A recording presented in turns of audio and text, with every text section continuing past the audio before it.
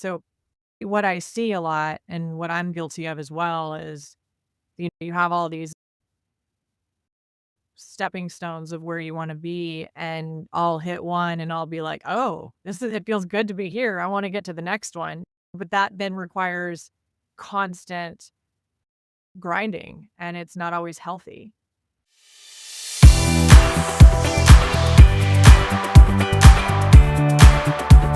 Welcome to Gap to Gig, the show for dads reimagining how work fits into life, not the other way around, where we talk about what comes next, how to make sense of the in-between, and who we become in the process. I'm your host, Michael Jacobs, and today's guest is Erin Aldrich Shean, a former Olympic and professional athlete competing at the highest levels across two sports. Now she's a career coach who helps people build careers that truly matter through her LAND method system. Whether you're a dad looking to restart your work life, pivot into something new, or simply find more alignment between what you do and who you are at home, Erin brings a unique perspective. Her journey from the Olympics to corporate strategy rooms to guiding others through transitions gives her insights that any dad in transition can learn from. Erin, welcome to the show. Happy to have you here. Thank you so much, Michael. Really good to be here. Thank you. To kick things off, I'd love to hear about your personal transition from the field and court to the office. You've been at the top of the athletic world. Not many people make it to the Olympics. You've made your way into business and coaching. For the dads listening who might be facing big shifts, whether stepping back into work after time out or trying to integrate fatherhood with career change, can you share how you experienced that identity transition yourself and what you discovered early on that might help someone in that place? Yeah, my story is somewhat unique in that when I was 6 years old, I told my parents that I wanted to be an Olympian one day. Not often that 6-year-olds make that statement to their parents. So my parents, of course, really didn't take me too seriously, thinking, what does a 6-year-old know? But Right. I remember watching the 1984 Olympics and the opening ceremonies to the Los Angeles Olympics and thinking that was just something so amazing. And I had to do it one day. And so that's when I told my parents that I wanted to be an Olympian. And it was really chasing that dream for, gosh, how many years? 16 years straight. And so that's a long time to chase one goal. But Yes. I was really fortunate to find what I wanted to do and be in that first chapter of life, in that season of life. Right. And I think it was a little bit challenging because I felt that since I found that the it thing so early on in my career when I was so young, that it would be that easy to find out what I wanted to do in the next chapter of life after I ended up retiring. And it was all but easy. Much easier to find the first thing than to find the second thing that I wanted to do. So I made so many mistakes along the way. I feel I tried out so many different careers and did things that I thought I needed to be doing and that I thought I should be doing, but that just weren't the right fit. So I've been through 2 or 3 major pivots in my career, and it wasn't until the most recent pivot where I felt at home. Again, very similar to what it was to feel like I knew that I wanted to go to the Olympics. That's how I felt when I found my most recent career shift, and I think I'm home now. Excellent. That's great. How did you teach yourself to reinvent yourself essentially? Like, how do you go from the top of the athletic world to navigating that career? Was there like a mindset shift that you went through, or was it just experience of just keep putting yourself out there and figuring out what resonated with you? Yeah, it's a good question. I feel like the first one came so easy to me to figure out what I wanted to do in the first part of my life that it was just such a shock when I thought, okay, that was easy. Now the second part is going to be easy. And so it was a real trial and error, I feel like, for me, because I didn't do a very good job of going through that true soul searching period in my life to understand what it was that truly fulfilled me. I went for more of what was extrinsically motivating for me, and trying to climb the ladder, make more money, and I felt like that would be satisfying for me, and it it really resonated with the competitive part of my background, but when it really came down to it, it was just those were such fleeting feelings, and it took me probably about 10 years in corporate America, post-athletic career, retirement, to really wake up one day and be like, "Wait a minute, I don't think this is it." And that was the moment that I actually let my guard down, got rid of the ego, and hired a coach to try to help me figure that out.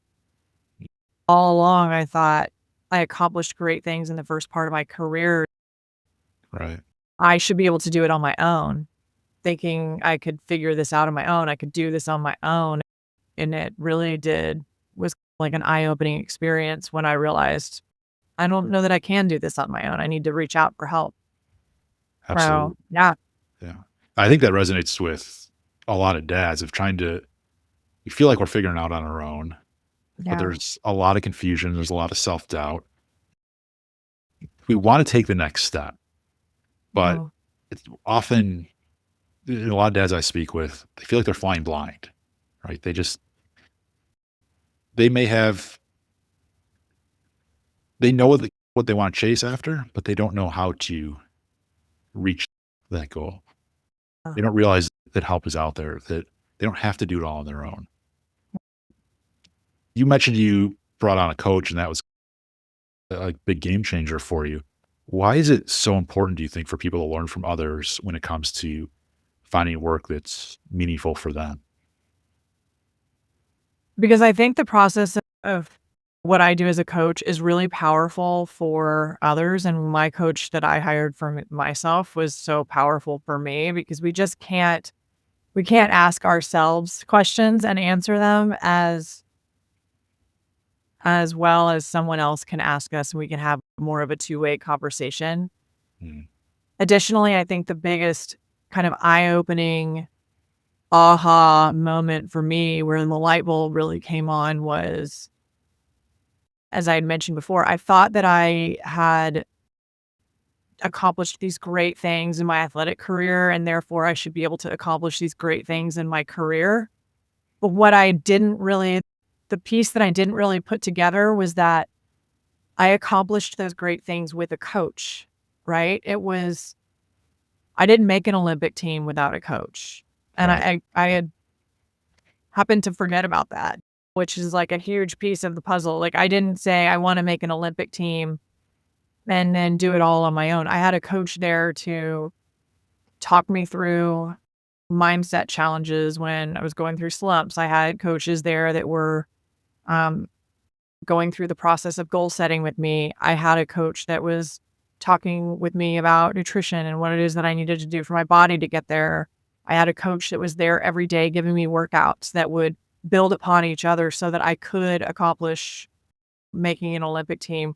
You don't go through major career changes without someone there to support you and to hold you accountable and to be strategic with you. Every major thing that you do in your life needs to be done really with someone else there supporting you. And that's what I had forgotten about until it was the time that I gave up doing it on my own and hired a coach and realized, wow, like this is something that I had completely ignored before. I didn't make the Olympic team on my own. That I love that. It's such a powerful point of you're not in this alone. It doesn't matter whether you're chasing Olympic glory or raising a family. It's like Right. you're not at it alone. You could be a single dad, you could be a married dad, you could be a dad of any sort of one children or multiple children, but you could do everything you think you can do to be a dad, but you can't do it by yourself. Like you Right. have to, in order to achieve the goals you want to achieve the balance you want in life, you need to lean on others for their support, for their expertise. That is why you have coaches. That's why you have teachers. You're, you have to constantly learn if you want to be the dad that you want to be, if you want to be the person that you want to be. I hadn't Yeah. thought about you had coaches to help you achieve in competitive sports, but you also have coaches in life, right? Yeah. Some Exactly. are professional coaches, some It might just be people that are close to you that have had experiences you haven't had before that can guide you through what to expect and what that process is. So that's such a really important point. And I think it is us for dads, it makes a lot of sense to pay attention to that. Like, you're not in this alone. There are people out there to help you. And if it's whether you're trying to achieve something in sports, trying to achieve something in your career, or you just want to be a better dad, you have to allow others to help you. So important. And I tell people this all the time. I've never met an Olympic athlete that has made it to the Olympics without a coach, right? And Right. I think anything major in life, small things too, but anything major in life, anything, truly outstanding that you want to accomplish, you really need the support and the strategy and the accountability Right. by someone else being there to walk with you. Absolutely. So I want to expand on this idea of you allow others to help you, to coach you. For parents that are trying to redefine where they are in their lives, for you, you mentioned going from the Olympics to switching to a professional career, that finding what is next for you can be challenging, right? Something that is satisfying to you. When you're moving from one big chapter to another, one ends, you're going into something new, whether that's career transition or you're welcoming a child into the world, whatever it may be. How do you help people navigate that? From a career standpoint, first of all, we always start with clarity. It's really a waste of time to go into career coaching or wanting to make a career pivot or any kind of a significant transition and then to skip over the clarity piece. So the name of my program is LAND. The acronym stands for Learn, Align, Network, and Deliver. And that takes you through the entire process. If you take the L off, it's just and, right? Yeah. The L is a pretty important piece of the whole acronym because that is the clarity piece. That is what we have to start with. And even if or you think you know what it is that you want to do next, we still start with the L. We still start with the clarity piece just to confirm and ensure before we go on to the rest of it. Yeah. We might get through the clarity piece a lot faster if you already have a real clear idea of what you want. But particularly for those that are just, I'm not totally sure, I always start with the clarity piece. I have tools that I've created to help my clients find more clarity in what it is that they want to do. And I typically work off of the Ikigai method. That's one of the main tools that I use. If you're not familiar with Ikigai, it's really what is it that you are good at? What is it that you love to do? What is it that the world needs? And what can you get paid for? And aligning all of those to find that sweet spot with what your career should be. So that's really where I start when I work with anyone, because without real clarity on that piece, it makes it hard to align Right. your career towards it and then to network towards it and then to interview and land a role. Right. So that's the process.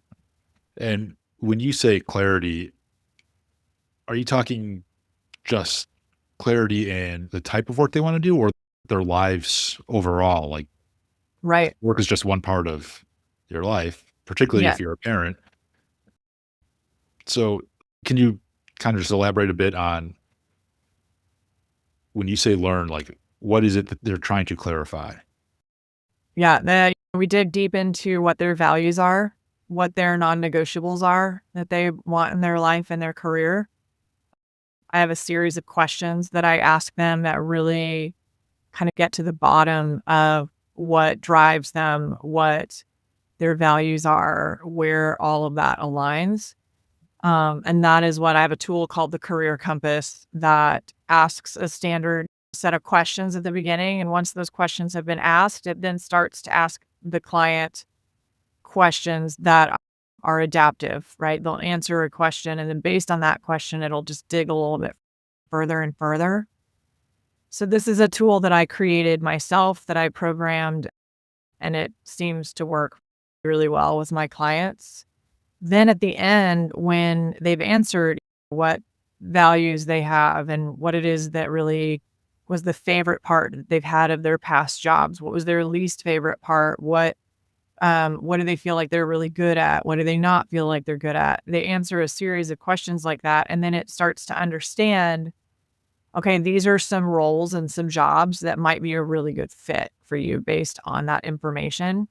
It might spit out 5 roles, and then it'll say which of these 5 resonate with you the most, and then it'll narrow it down to 3, and then it'll dig deeper into those 3, and then it'll start to make sense to you. Okay, that really resonates with me. Let's go down this path. And then it will take it as far as you want it to take it, but it'll start to give you a target list of companies and all of those things. So it really takes you from soup to nuts in the clarity process, Yeah. using all the information that it needs to gather from. It sounds like a very impactful method, very detailed method to really hone in on what's important to you. Or And speaking of importance, you mentioned values, right? What do you value in trying to figure out what your next career move is? I'm curious, to me, values leads to meaningful work or can lead to work that is meaningful to you. A lot of people have jobs that maybe they're not so happy at. Maybe it aligns with their values, maybe it doesn't, but it's not something that they find meaningful. It's not something they have a lot of purpose behind. uh-huh. How do you navigate helping people find the jobs that mean something to them, to find the Or work that means something to them? yeah. So first of all, and this answer may not be the answer that everyone wants to hear, but we all have different situations, right? So every client that I have, I look at their particular situation, and what I do as a coach is not cookie cutter. There are certain pieces. That's why I call my company Ascension Coaching and Consulting, because there's the coaching aspect of what is it that you want in your life and in your career? What really fulfills you? What are you passionate about? What are your values? All those things, and working all that stuff out. But there are also the people that are just like, I need to get food on my table. Yep.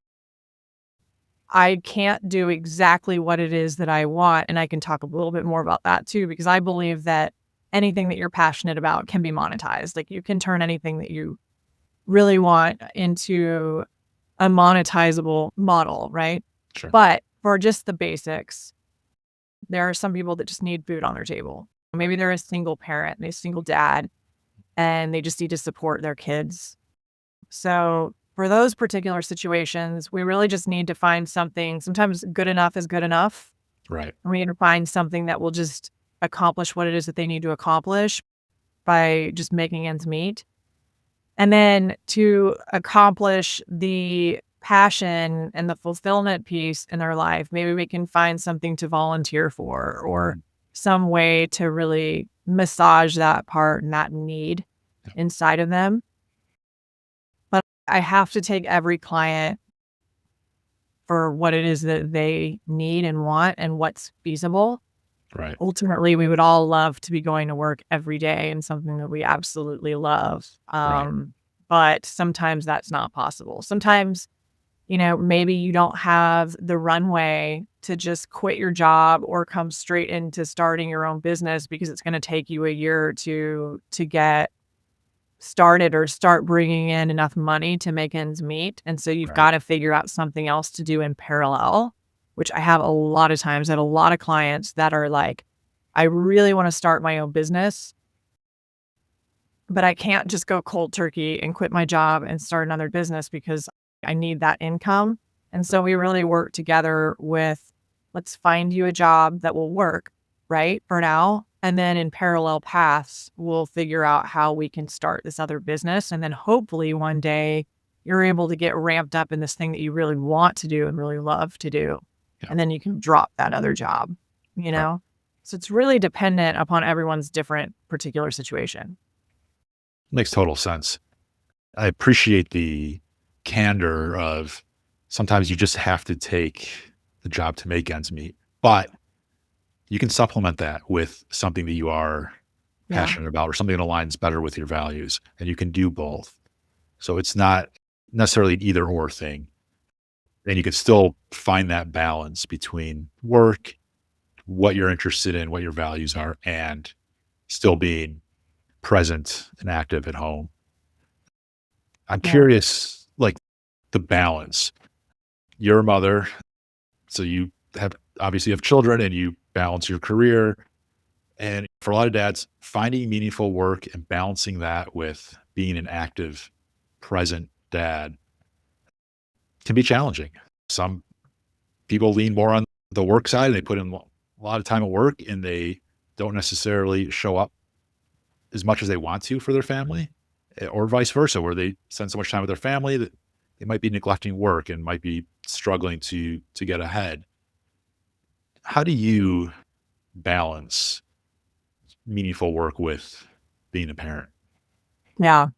That's a great question because I don't think I'm the best at balance all the time. I do really try, but being a business owner and someone who's in the scale stage of owning a business,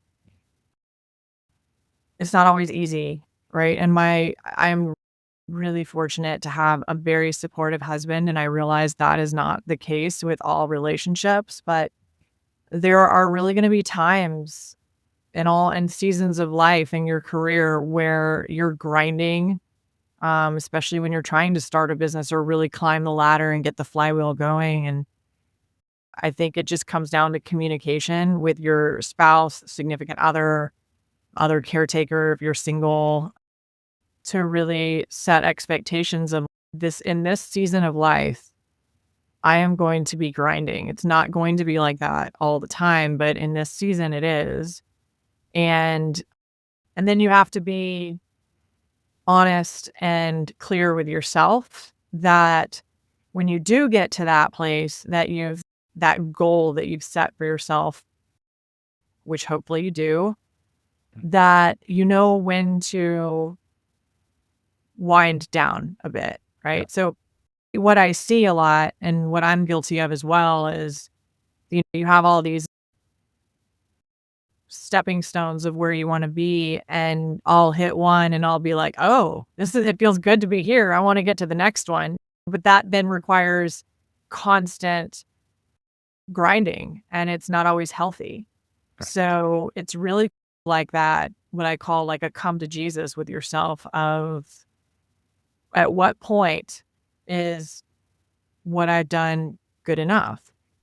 If let's say you hit a 500,000 in revenue in your business, is that gonna be okay? And if so, you need to prepare yourself mentally that when you get to that point, you're gonna be okay, and you're gonna be able to start delegating and stepping away a bit. You've put in the time and the energy and the grind and the determination and grit. Now it's time to be more present with your family. Right. And if someone was afraid to slow down because maybe they feel it's going to hurt their career, maybe they're trying Right. to, like, how do they navigate that? Like, it is okay to slow down sometimes, It's but okay. again, that is that balance, right? Like, how do you, if you are afraid to slow down, what can you do? I think about my husband in this way, and he's not a business owner. I think it's a little bit sometimes harder for business owners because it's like, if we don't work and we don't continue to produce, we don't make money, right? Right. And it's a little bit different with a W-2 when you're going back to work. And I think of my husband in this way. Whenever he starts a new job, or this has just historically been the way that it is, whenever he has started a new role in the past, he is grinding. He is putting in far more hours than a typical 9 to 5. And I think I've gotten the hang of it now. But the first few times that it was this way, I was, oh my gosh, when are you going to slow down? Like, you need to be present for your family. Like, we can't do this forever. But what I've noticed historically with him is that he grinds for about a year or two. Mm. And then he gets really good at what he does, and he's got the buy-in of all the people that he works with. He gets really good also at delegating, and his hours significantly drop after like those first couple years. So he's put in all the time and the energy and all that. And then he learns to work smarter, not harder, Yeah. and still get the same output. Right. So I think it's probably a bit of coaching around that. And in order to do that, though, you have to be really good at developing relationships and getting other people that you work with on board with Yeah. you. That's a great point about relationships, because whether you're running your own company or you're working on a W-2, working for another company, you, again, just like we were talking about before, you have to rely on others. You can't do everything Yeah. yourself. And it's critically important to have those relationships. And the other point I find really interesting is earlier you'd mentioned seasons of life. Or, Right? And so it seems like there's a correlation, like in the example you gave of your husband, of these seasons of work, yeah. where the first year or two at a job is one season, right? And that's the tougher, maybe the winter season. But then things Uh-huh. start to open up as the weather starts to improve, or in his case, as he starts to delegate out some work, figures out systems that make it efficient. He then refines the better balance between his work and the other things that are important to him. So I just find it interesting that seasons of life can be interpreted there are many different ways here in terms of balancing your career, your home life, and whatever else may be of importance to you. Yeah. I love that. I think you're so right when it's seasons of life and also seasons of your jobs and your career, you know? Right. And I think what I've noticed with my husband is that he tends to stay in that cruise control season for, I don't know, I would say 2 or 3 years, and then Sure. he starts to get antsy again Yeah. to wanna find the grind, because when you speak about growth mindset, if it's starting to get too easy, there's no growth in that. And there are also seasons, right, where it might be better to go back into the winter Yeah. and Right. work a bit harder and get another jolt of growth. Yeah. Absolutely. It feels like in that case, it's always seeking a new challenge. And once Yeah. you feel like you've accomplished that challenge, what's next? Right. And Yeah. so it's finding that next thing. I'm Yeah. curious, you had mentioned earlier when you were training for the Olympics and training for sports that there was this aspect of mental training, right? There was Mm. mindset training and things like that. Is there any mental training that you use with your clients to help them overcome some of their concerns, some of their hesitations or self-doubt or burnout in trying to find the right career for them? Yeah. This is another area where I take it client by client. Some client might be having trouble for one reason, some clients for another. So I really assess what kind of a mindset shift we need to work on. Maybe some are really struggling with not knowing how to interview, or there's so many different types of struggle that I really take the client on a client by client basis and dig a little bit deeper to understand what the deeper challenge is there with their mindset. And then we go from there.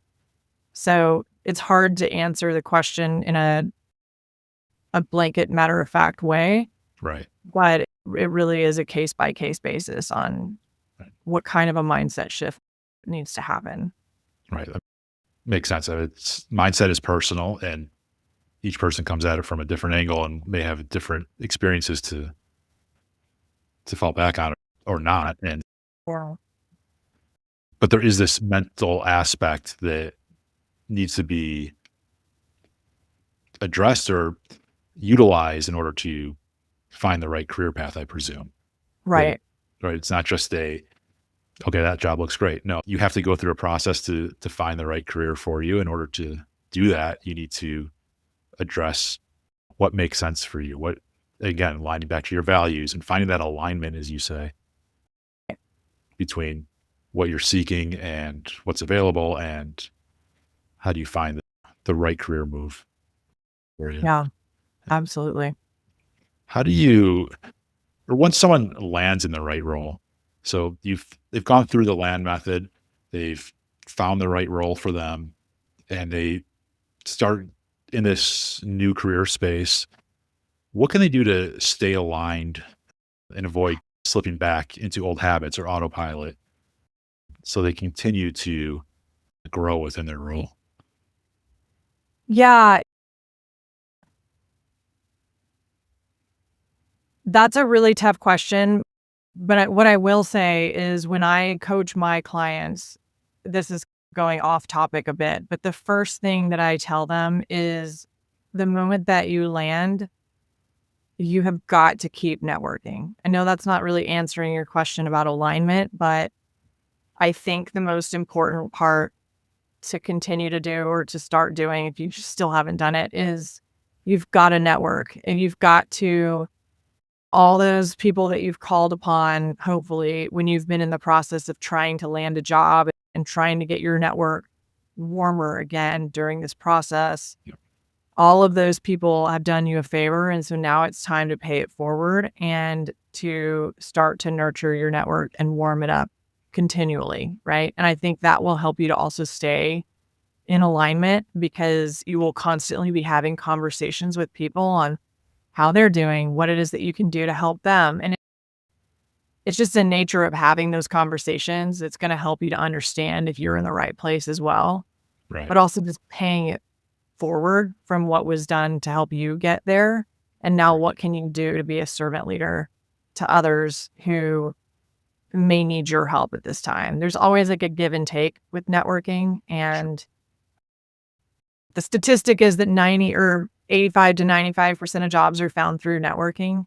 So I think that's the biggest piece that people lose sight of Right. leading up to a layoff or time off and then re-entering the workforce. They haven't done a very good job of nurturing their network and keeping it warm. And so I think that's like the number one thing to do after landing a job is to just keep that process up. Right. Keep having those conversations, keep asking what it is that you can do for others. Yeah. And I think that will subsequently help you to stay in alignment too, just by having conversations. Right. And are there any forms of networking or types of networking that you feel are most effective as you transition in career? Yeah. So we're in a virtual world, right? There are a few different ways, but I try to make an intentional effort when I'm just out and about at events, trying to understand what really makes other people tick. That's something that I'm really interested in anyway. Like Sure. what is their background? What is their history? I want to know more about them. And then I'm always trying to think like how I can be a connector with those people. And then the same is true really through LinkedIn. Like LinkedIn is such a huge network these Right. days. In fact, I think that's how I found you in a roundabout way. Right. But yeah, I tell my clients like when you land a job, do not stop with the networking piece. Like it's Yeah. your goal to have one random conversation a week that is on your calendar just to keep up the process. Who's one person in your network that you haven't talked to in a while that would be good to catch up with? Put one of those 15-minute conversations on your calendar every week. That way, by the end of the year, you've talked to 52 people and caught up Right. with them. Right. You're right. And you stay top of mind with them. You're more, Yeah, there's more of a recency bias there that so they do see something that might be of benefit to you. They'll think of you because you had of recently course. reached out. Yeah. That makes a ton of Yeah. sense. Yeah. Yeah. I think that LinkedIn is huge. Yeah. Absolutely. On the flip side of that, aside from just stopping networking altogether, are there any common mistakes that we're making in networking right now? Yeah, going into a networking call and asking them if they have any jobs or if they know of any jobs. I think your first goal is to reconnect with that person on a deeper level. Yep. Be curious about them. Be curious about what's going on in their world. The conversation will naturally go there. Like, they'll ask about you. And in that time, you can be like, yeah, it's been really tough. I've been away from work for a while. I've been doing XYZ. I'm now starting to get my feet wet again and go back into the work world. And I'm thinking this is what I want to do. I've done a lot of reflection on what it is that I want to do. I typically have my clients put together a marketing plan, which I have a tool that will help them build one of those very quickly and easily. But it just outlines what is their professional summary, their branding statement, the types of industries they're interested in. Are they interested in remote, hybrid, on-site work? The target list of companies that they're interested in, what geographical locations. It just outlines and lays all this out in a one sheeter so that if they do get into those conversations and the conversation goes there, they can be like, I'd love to share this with you and get any insight or feedback that you might have. That's a perfect opportunity to get what it is that you're looking to accomplish out of the conversation. But the worst thing I think someone can do is to hop on a call with somebody that they haven't talked to in a really long time and just be like, hey, yeah, I just wanted to talk to you and see if you might know of any jobs for me.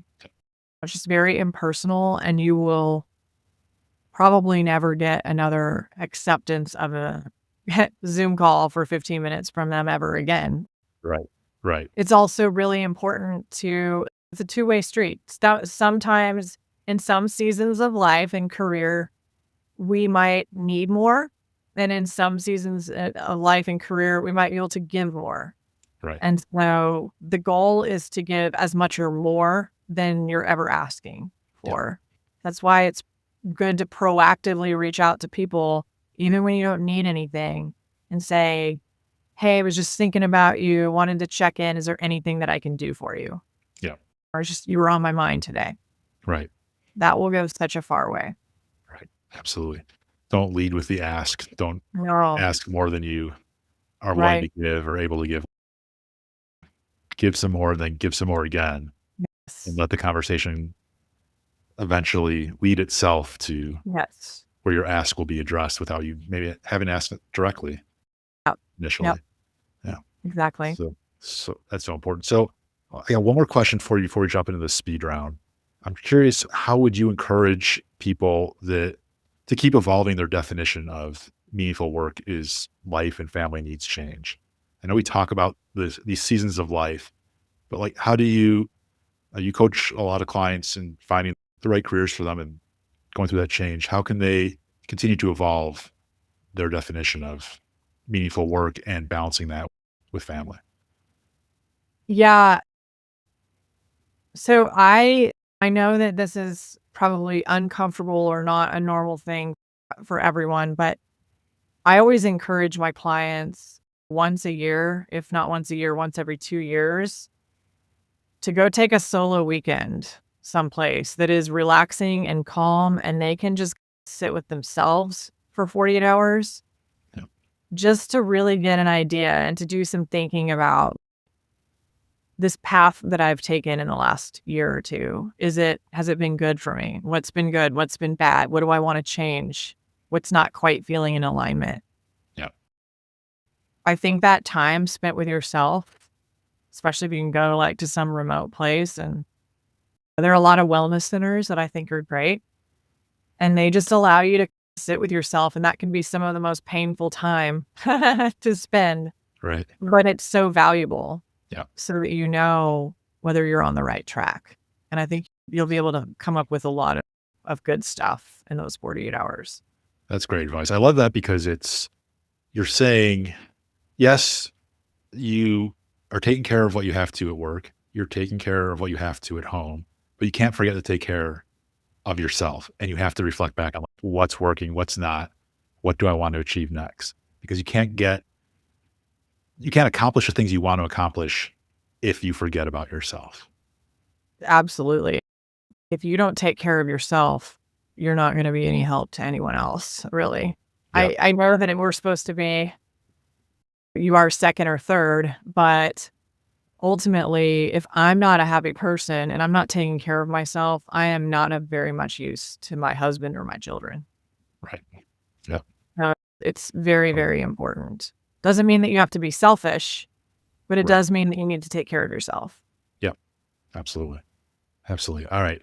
So I'm going to flip the script here. I want to go into the speed round Okay. where got 5 questions, have absolutely nothing to do with anything, but I'll have some fun with it and see what comes to mind for you. First question. What's the first kids show theme song that comes to mind?